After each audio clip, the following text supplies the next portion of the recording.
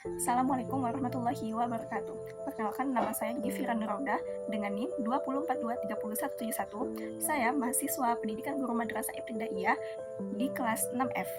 Nah, teman-teman, pada video kali ini saya akan membahas seputar apa itu penelitian tindakan kelas yang biasanya kita sebut dengan PTK. Jadi teman-teman, di sini saya akan membahas 6 topik mulai dari apa sih itu PTK, kenapa penting dan ciri-cirinya, serta langkah-langkahnya, contoh nyata di kelas, dan sampai tips suksesnya. Nah, jadi kita mulai yang pertama, apa sih itu PTK? Nah, jadi PTK itu teman-teman sederhananya adalah guru meneliti kelasnya sendiri. Nah, guru melihat masalah di kelasnya, mencoba mencari solusi, lalu menilai apakah solusi itu berhasil atau tidak. Nah, bedanya dengan penelitian biasa itu, guru di sini bukan hanya mengajar, tapi dia juga menjadi peneliti gitu. Oke, selanjutnya itu mengapa PTK itu penting. Nah, yang pertama itu membantu guru menemukan dan memecahkan masalah di kelas secara langsung. Kedua, membuat guru makin profesional karena selalu relektif. Ketiga, nilai siswa bisa naik karena tindakannya berdasarkan data nyata, hasil berbasis bukti bukan sekedar asumsi, bisa dikerjakan bareng rekan guru atau dosen, dan terakhir diakui sebagai karya ilmiah untuk kenaikan pangkat. Oke, selanjutnya karakteristik PTK. Nah, di sini PTK punya 6 ciri khas yang membedakan dari penelitian lain nih teman-teman. Yang pertama, situasional atau masalahnya nyata dan terjadi di kelas itu sendiri. Kedua, kolaboratif, bisa melibatkan orang lain. Dan partisipatif, nah guru terlibat langsung, jadi bukan hanya sebagai pengamat. Selanjutnya, self-evaluatif, yaitu guru menilai dirinya sendiri. Selanjutnya bersiklus, nah jadi dilakukan berulang sampai masalahnya itu selesai. Dan yang terakhir berorientasi perbaikan. Nah, tujuannya bukan hanya menyampaikan teori tapi membawa perubahan nyata. Oke, selanjutnya itu langkah-langkah PTK. Nah, langkah PTK itu berputar dalam 4 tahapan, disebut siklus teman-teman. Yang pertama itu ada plan, rencana, artinya yaitu mengidentifikasi masalah serta membuat RPP. Kedua itu action atau yang kita biasa sebut itu tindakan.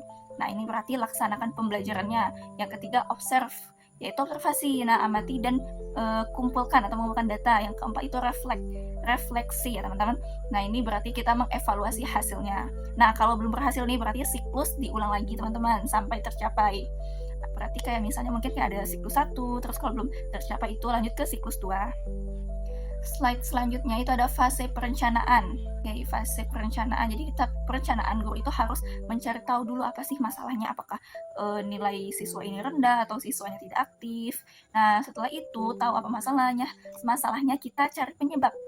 Nah, setelah itu baru tentukan tujuan yang jelas dan terukur. Nah, setelah itu baru kita pilih metode atau media nih yang akan kita coba.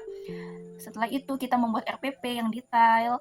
Lalu siapkan instrumen sebagai lembar observasi atau soal tes dan angket. Tuh. Jadi contoh rumusan masalahnya itu misalnya apakah metode STAN bisa meningkatkan nilai matematika siswa kelas 6 gitu. Itu contohnya ya teman-teman. Oke, selanjutnya itu contoh penerapan PTK. Nah, saya kasih contoh. Misalnya contoh nyatanya itu seorang guru SD menemukan bahwa rata-rata nilai membaca siswanya itu hanya 58, padahal KKM-nya adalah 70. Nah, berarti mungkin siswa juga bosan dengan metode biasa. Nah, apa solusinya? Solusinya itu bisa guru pakai metode read aloud atau membaca nyaring, pakai buku bergambar dan audio. Nah, hasilnya itu siklus 1 nilai naik ke 65, di siklus 2 nilai naik ke 76, dan 88% siswa sudah lulus KKM. Nah, berarti ini bisa menjadi bukti nyata bahwa PTK itu benar-benar bisa membuat perubahan nyata. Oke teman-teman, selanjutnya itu perbedaan PTK versus penelitian konvensional. Nah, di sini saya akan menjelaskan secara singkat. Teman-teman bisa lihat di PPT ini ada banyak berbagai aspek. Nah, jadi dari kita lihat bedanya PTK dengan penelitian biasa itu dari tujuan. Nah, kalau tujuan PTK ini bertujuan memperbaiki kelas secara langsung, sedangkan penelitian konvensional itu hanya menghasilkan teori umum. Jika kita lihat dari penelitiannya itu PTK guru itu sendiri ya teman-teman yang melakukan, sedangkan penelitian konvensional itu peneliti dari luar. Kalau untuk lokasinya itu pastinya kalau PTK itu di kelas sendiri. Nah, jika penelitian konvensional itu sampel yang dipilih.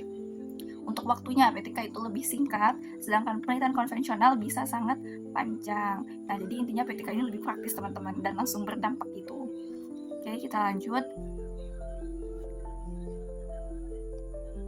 Nah, jadi ini udah memasuki kesimpulan. Teman-teman bisa baca poin penting dari PTK ini apa. Nah, jadi kesimpulannya PTK adalah alat terbaik bagi guru untuk memperbaiki kelasnya sendiri secara ilmiah. Nah, tips suksesnya apa? Mulai dari masalah kecil yang nyata, kolaborasi dengan teman, guru, dokumentasikan setiap tahap dengan rapi, jangan takut memodifikasi siklus, serta tulis refleksi dengan jujur dan kritis. Nah, jadi itu teman-teman yang bisa saya sampaikan terkait penelitian tindakan kelas, konsep, langkah, dan implementasi dalam pembelajaran. Oke, semoga penjelasan ini membantu teman-teman agar lebih paham gitu ya penelitian tindakan kelas. Kurang lebihnya saya mohon maaf. Wassalamualaikum warahmatullahi wabarakatuh.